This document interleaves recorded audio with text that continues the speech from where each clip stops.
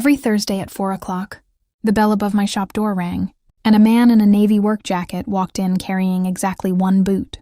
Not a pair. One boot, wrapped in a plastic bag, worn soft at the heel, laces frayed at the ends. He'd set it on my counter, ask for a Rizzoli, pay in cash, and leave before I could ask the one question that had been sitting in my chest for almost a year. Where was the other one? My name is Grace Sutton, and I run Sutton & Sons Shoe Repair, the shop my father built with his own hands 30 years ago, on a street that used to be full of small shops like mine and was now mostly empty storefronts and for lease signs. I was 29, 3 months behind on the shop's lease, and quietly terrified I'd be the one who let it close. The man's name was Marcus Hale. He came in like clockwork. Same boot, same request. Just the sole, please. Keep everything else exactly as it is. He never wanted new laces. He never wanted the leather conditioned. Just the sole, repaired enough to last another few months, and then he'd disappear until the next time it wore through. You know, I told him one Thursday, turning the boot over in my hands. Most people bring me a boot when it's falling apart. You bring me the same one every few months, like it's an appointment. He almost smiled. It's important to me. Where's the other one? He looked at me for a long moment. The way people look at something they've decided not to explain yet. Long story, he said, and set his cash on the counter, and left. I told myself I'd stop asking. I did not stop asking. Over the months, our conversations stretched a little longer each visit. He started arriving a few minutes early, sitting in the old chair by the window while I worked, and somewhere between the smell of leather and the hum of my father's ancient sewing machine, we became something like friends. You always look exhausted on Thursdays, he said once, watching me rub my eyes. Rent's due Friday, I admitted before I could stop myself. I do the books on Thursdays. It's not fun math. Your father built this place? 30 years ago. He used to say a good cobbler keeps people walking. I think about that a lot lately, wondering if I'm going to be the one who stops it.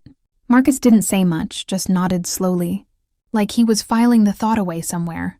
A few weeks later, I was signing for a delivery at the front counter when the courier held out a clipboard and said, "Package for Mr. Hale, care of this address." Didn't realize the CEO used a shoe repair shop. I looked down at the shipping label. Hale Logistics Group. Marcus Hale, Chief Executive Officer. I stood there holding a clipboard, staring at a name I'd written on repair tickets for almost a year, realizing the quiet man in the worn jacket ran one of the largest logistics companies on the East Coast. The next Thursday when the bell rang, I didn't hide what I knew. "Hale Logistics," I said before he'd even set the boot down. He paused. "You found out." A delivery label found out for me. I crossed my arms. You run a company with, thousands of employees, and you bring one boot to a struggling shop on the edge of town every few months and pay in cash like it's nothing. It's not nothing, he said quietly. It's the only thing that still feels like him. Like who? He sat down slowly in the chair by the window, the one he always used, and for the first time in a year, his voice lost its careful distance. My brother Sam enlisted when he was 19. I was 17. He was the one who apprenticed at a little cobbler shop like this one, 2 summers before he left, just to have a trade to come home to. He used to say a well-made boot could outlast almost anything, if somebody cared enough to keep fixing it instead of throwing it away. I sat down across from him without meaning to. He didn't come home, Marcus said. The boots came back with his other things. Only one of them made it. The other was lost somewhere between the base and the shipment home. I've had people search records for years. It's gone. I felt my throat tighten. I started bringing this one in for repair the year.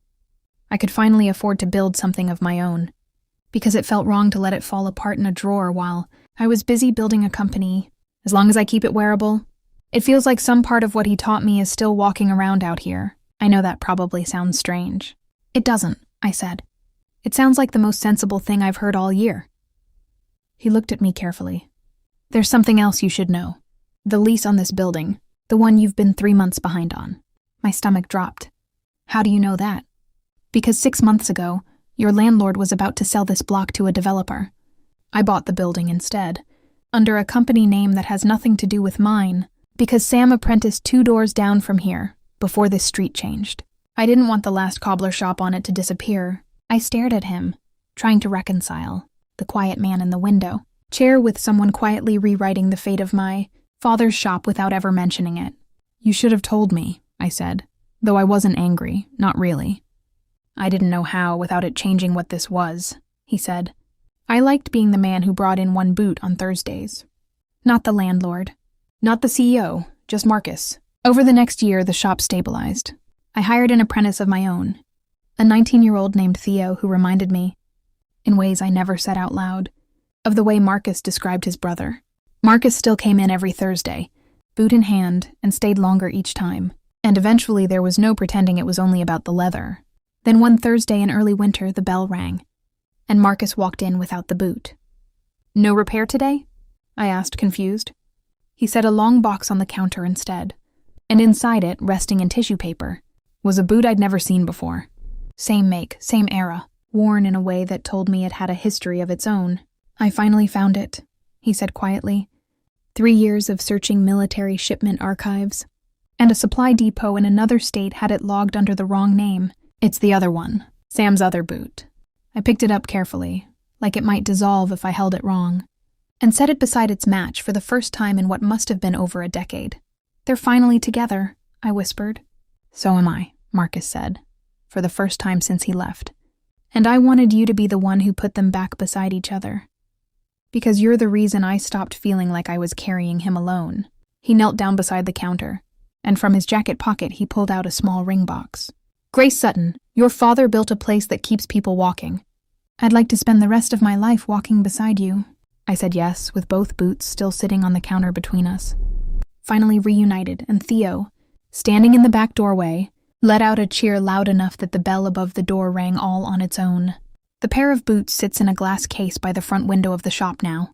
Resoled one final time, never to be worn again. Not because they're too worn to walk in, because some things matter more standing still, remembered exactly as they were. If this story moved you, give it a thumbs up and subscribe for more true-to-life stories about quiet kindness and the people who carry more than they ever let on.